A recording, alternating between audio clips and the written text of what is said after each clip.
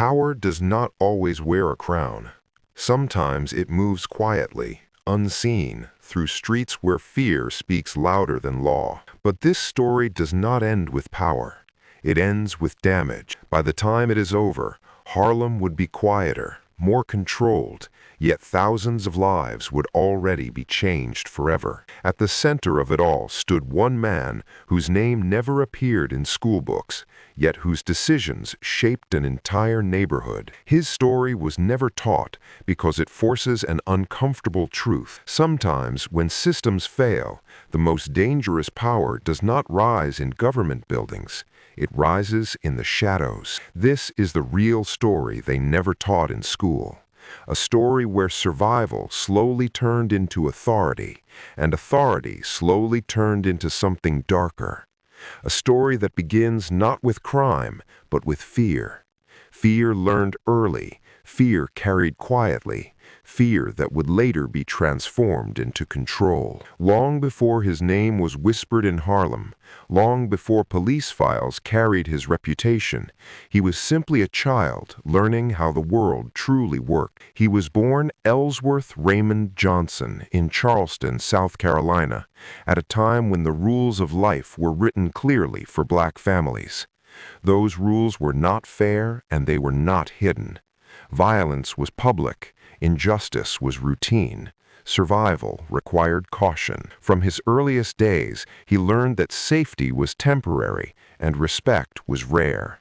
The streets did not forgive mistakes, and the law did not protect everyone equally. The moment that shaped his understanding of power came early. His older brother was accused of killing a white man. There would be no fair hearing, no patience, only a mob and a rope. His brother escaped by fleeing the state, leaving behind family, home, and identity. For a young boy watching this unfold, the lesson was permanent. The law was not a shield, it was a threat. And if survival depended on others, survival could not be trusted. Fearing the same fate, his parents sent him north to Harlem, believing distance could offer safety. Harlem was supposed to be a new beginning, a place where opportunity replaced fear. But Harlem carried its own rules. It was alive with music, ambition, and pride. Yet beneath that energy was pressure. Thousands of people chasing the same hope. Too few jobs, too much competition, too much desperation. Opportunity existed, but every opportunity came with a hidden threat. At first, he believed he could live quietly, work honestly, avoid trouble. That belief would not survive Harlem. The streets rewarded strength, not intention. They respected reputation more than morality. He watched men who followed the rules struggle, while those who bent them thrive. He did not rush into violence. He observed. He listened. He learned where money moved, who controlled it, and who suffered without it. The numbers game was everywhere in Harlem. Poor families betting small amounts for a chance at escape. Collectors moving quietly from door to door. It was illegal, but tolerated. Controlled, but fragile. He learned quickly. He did not drink excessively. He did not boast. He remembered faces. He remembered debts.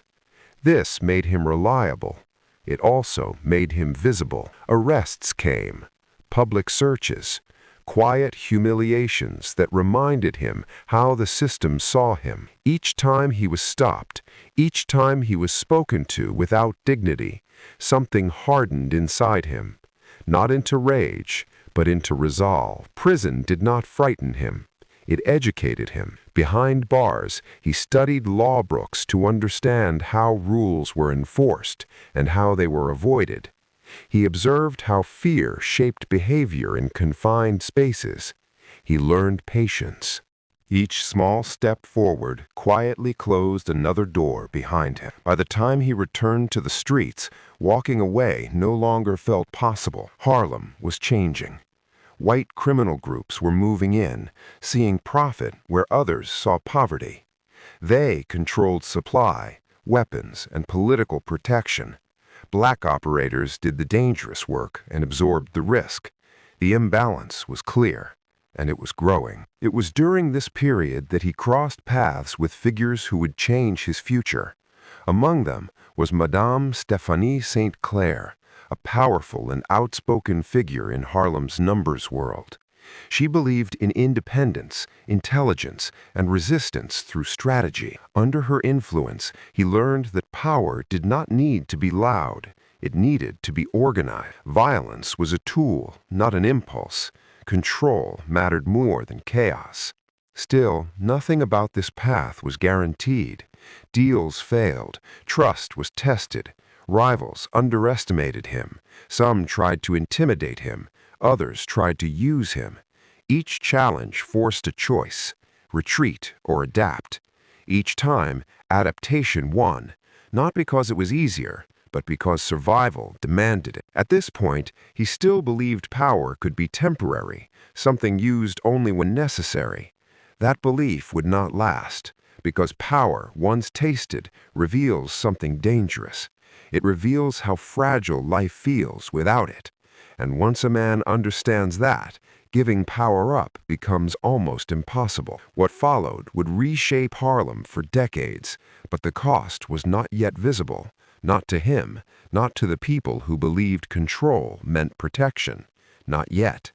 At this moment, the story still looked like survival.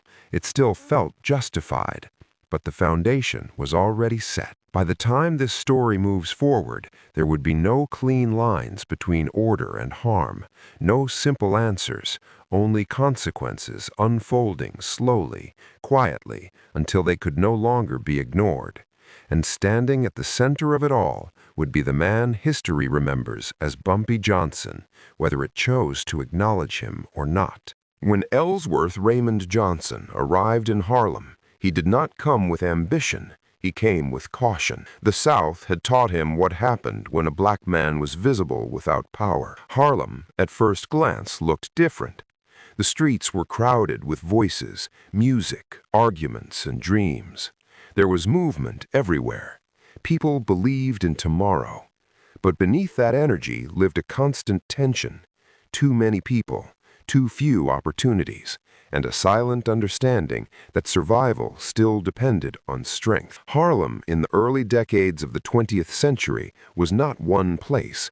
It was many worlds pressed together. Jazz clubs lit up the night, while overcrowded apartments struggled through the day.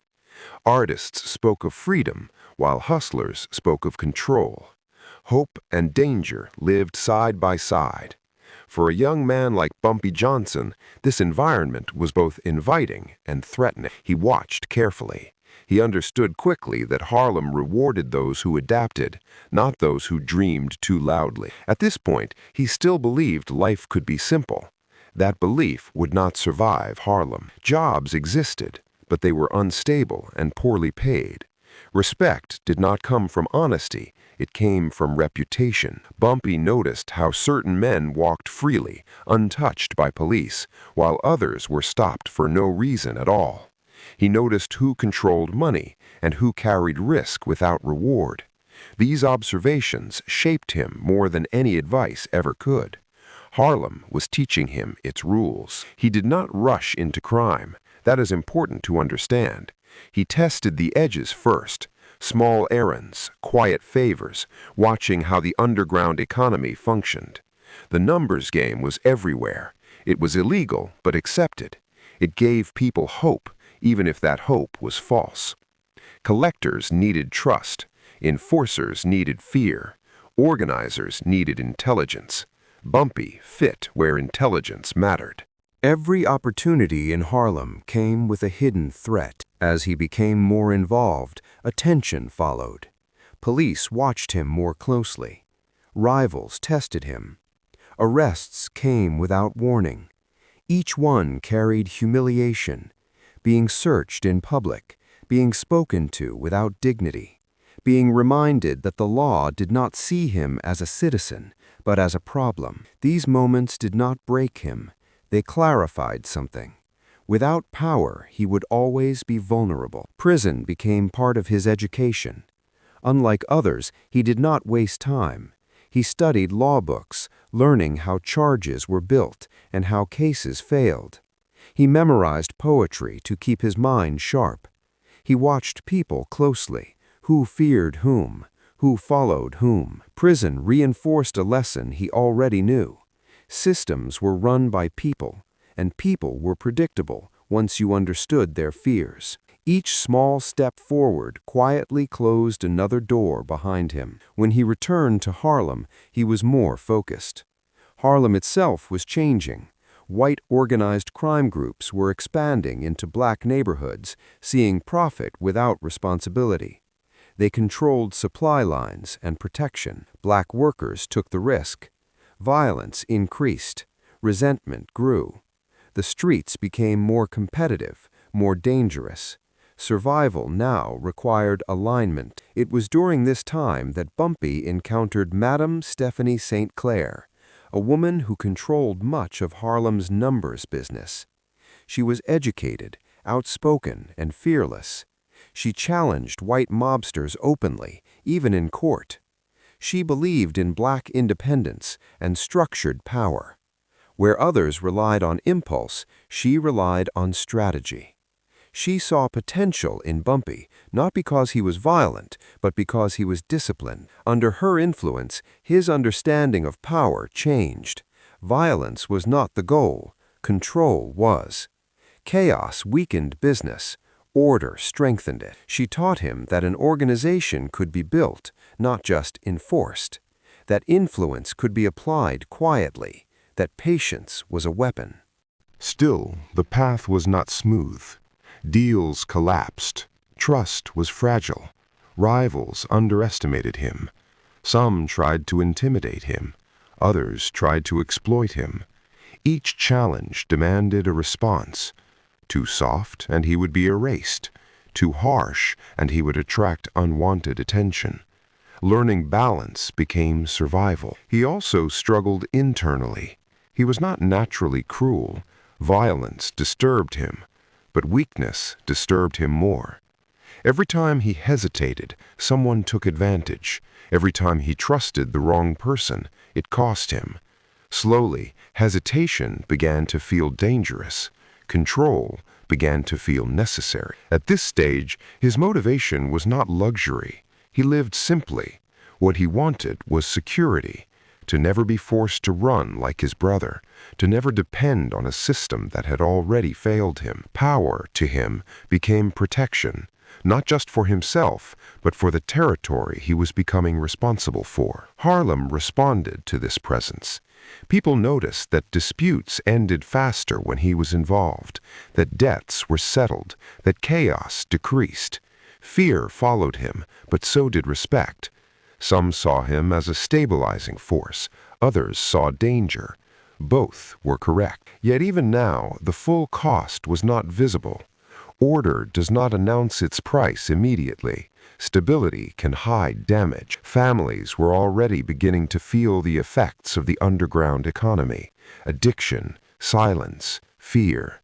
This order came at a human cost, even if many were not ready to admit it. By the end of this period, Bumpy Johnson was no longer just part of Harlem's underworld. He was becoming essential to it, not because he demanded loyalty, but because removing him would create chaos. That kind of position is powerful. It is also dangerous. At this point, he still believed control could be managed, that limits could be set, that power could be used without consuming everything else. History suggests otherwise. The foundation was now complete. The environment had shaped, the lessons were learned.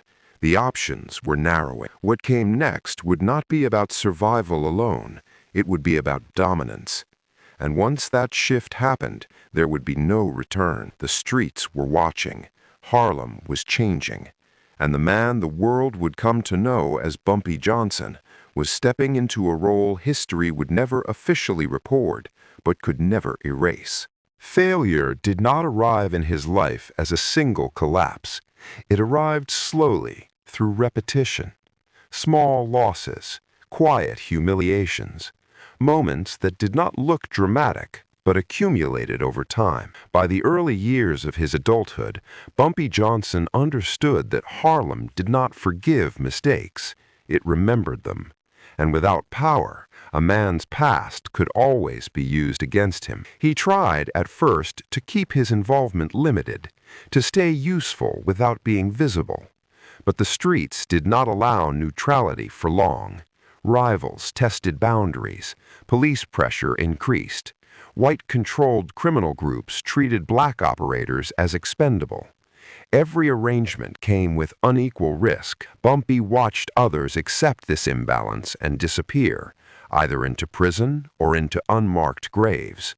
That future felt unacceptable. Arrests continued, not always for serious charges, but serious enough to remind him of his place.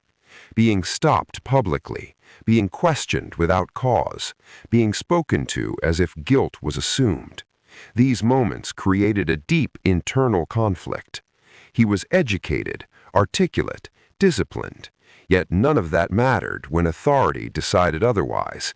The system did not respond to intelligence, it responded to leverage. Each time he walked out of a police station, something hardened. Not anger, determination. He began to understand that humiliation was not accidental, it was structural.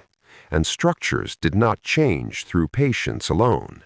They changed when forced to. He also faced rejection from within the underworld itself. Older operators dismissed him as quiet. Younger ones mistook restraint for weakness. Deals were denied. Opportunities were withheld. Trust had to be earned repeatedly, and even then it remained fragile. There were moments when walking away felt tempting, but walking away offered no safety, only uncertainty. What truly drove him forward was not money, it was control. Without control, every aspect of his life depended on others. Police discretion, rival tolerance, employer generosity. Control meant removing variables. It meant reducing exposure. It meant deciding outcomes rather than reacting to them. Internally, this shift came with cost. Bumpy was not naturally violent. He did not enjoy cruelty. But he observed how quickly kindness was exploited, how hesitation invited challenge, how mercy was misunderstood as weakness. Slowly, his sense of morality adapted to his environment. Not erased, but reshaped. At this stage, he began thinking long-term, not about survival for the next month, but for the next decade. Harlem was becoming more crowded. Competition was intensifying. New players arrived with fewer rules and less patience. Violence was becoming less predictable. In such an environment, staying small was dangerous. Motivation sharpened into strategy. He stopped reacting emotionally. Every setback became information. Every insult became a lesson. He learned when to respond and when silence carried more weight. He learned that fear did not need to be constant. It needed to be precise. There were failures during this period. Operations collapsed. Money was lost. Trust was broken. Each failure forced him to reassess. Adjustments were made. Networks refined. Weak links removed. This was not a smooth rise. It was uneven, often uncertain.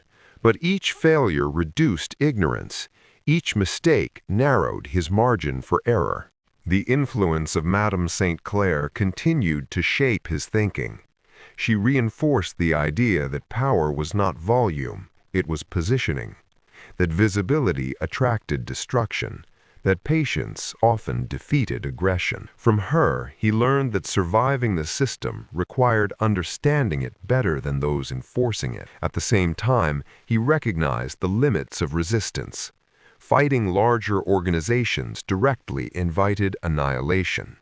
Survival required leverage, not defiance. This realization marked a turning point in his motivation. Power was no longer about proving strength. It was about ensuring continuity. Fear also played a role.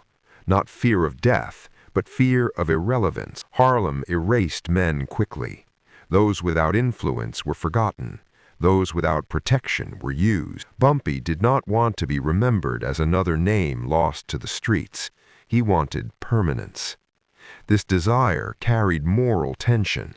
He was aware that deeper involvement would harm others, that control came at a cost paid by the community. But the alternative, in his mind, was worse. Without structure, chaos thrived. Without rules, violence spread faster. This belief became his justification. Order, even imperfect, felt preferable to disorder. By now, standing still was no longer possible. Harlem was changing too fast. Hesitation carried a price. The next move would decide whether he disappeared quietly like so many others, or became something the streets could not ignore. This was the moment when motivation hardened into resolve. Power was no longer optional, it was necessary. Without it, he would remain vulnerable to forces that had already shown they offered no mercy. With it, he could define boundaries, enforce rules, and reduce unpredictability. This decision did not feel dramatic at the time. It felt practical, logical, almost inevitable. But it marked the point where survival transformed into ambition. And ambition, once embraced, reshaped everything that followed. From this moment forward, his choices would not be about escape. They would be about dominance. And once that path was chosen, there would be no safe return to obscurity. The streets were already adjusting. People were watching, quietly, measuring, waiting to see what kind of man he would become and whether he would last. The answer would change Harlem. Power did not arrive all at once. It crept in quietly, disguised as responsibility. By the time Bumpy Johnson realized how much control he held, the streets had already adjusted around him. Decisions began flowing through him without announcement. Conflicts paused until his position was known. Violence did not disappear, but it became measured. Permission mattered. Silence mattered more. His rise was not built on noise or spectacle. It was built on consistency. When disputes threatened business, he settled them. When debts went unpaid, he enforced consequences. Not immediately, not emotionally, but deliberately. This approach created something rare in Harlem's underworld: predictability. And predictability attracted loyalty. He understood something others did not. Harlem was strong, but divided. Small crews fought each other, while larger organizations waited patiently. Instead of challenging everyone at once, Bumpy positioned himself as a center point, a place where problems could be resolved, a voice that could be trusted, even if it was feared. Slowly, his influence spread, not because he demanded it, but because removing him felt dangerous. Every alliance he formed reduced his ability to walk away. Each deal narrowed his future option. Power brought control, but it also removed escape. Negotiation became one of his strongest weapons. When Italian organized crime groups tightened their grip on New York, Harlem was at risk of being swallowed entirely. Many expected open conflict. Instead, Bumpy chose engagement. He negotiated autonomy in exchange for cooperation. It was a dangerous compromise, one that angered some and protected others, but it worked. Harlem remained under his control, even as larger powers circled above it. This decision marked a critical shift. His authority was no longer informal, it was recognized. Rivals understood that challenging him meant challenging forces far beyond Harlem. Violence decreased, but fear became organized, controlled. Fear without chaos. He enforced rules strictly. Unauthorized crimes were punished. Random violence was discouraged. Predators who targeted residents attracted consequences. This earned him a complex reputation. To some, he was a stabilizing force. To others, a gatekeeper of harm. Both views held truth. Stability did not mean safety for everyone. Money flowed steadily. Gambling, protection, and drugs expanded under systems that answered to him. He delegated carefully, placing trusted figures in visible roles while he remained distant. Loyalty was rewarded, but not blindly. Betrayal was remembered quietly. What distinguished him from others was restraint. He avoided excess. He dressed modestly. He did not announce victories. This discipline confused enemies and frustrated law enforcement. Cases were built, then collapsed. Witnesses stayed silent. Evidence was thin. His presence was known, yet difficult to pin down. As his control grew, so did his isolation. Trust narrowed. Paranoia crept in. Every alliance carried risk. Every success attracted attention. Power demanded maintenance, constant vigilance, constant calculation. The higher he rose, the fewer exits remained. Influence extended beyond crime. He supported local businesses, paid bail for residents, assisted families in quiet ways. These acts were not charity. They were reinforcement. Every favor created obligation. Every obligation strengthened his position. Protection for some, dependency for others. Yet beneath this order, damage accumulated. Addiction spread. Fear lingered. Families suffered quietly. This order came at a human cost, even if it was hidden behind structure. Control reduced chaos, but not suffering. Challenges did not disappear. Younger criminals tested boundaries. Outsiders pushed limits. Each challenge required response. Too soft, and authority weakened. Too harsh, and attention increased. Balance became survival. At the peak of his rise, Harlem adjusted fully. New operators sought permission. Old rivals fell in line or faded away. The streets moved with an unspoken understanding of where power lived, not announced, accepted. But power is never static. It attracts pressure. Law enforcement intensified surveillance. Federal agencies paid closer attention. Allies grew cautious. The system that had once expanded smoothly began to tighten. Still, Bumpy held control, not through force alone, but through the belief that removing him would cause instability. That belief protected him longer than any weapon. By the end of this phase, he was no longer just influential, he was essential. Harlem's underworld functioned through him. That position is rare. It is also dangerous, because when a system depends on one man, that man becomes the system's greatest vulnerability. What looked like dominance was slowly becoming a trap. Each success removed flexibility. Each compromise deepened obligation. Power had delivered what he wanted: control, security, respect. But it had also locked him into a role he could no longer leave. The rise was complete.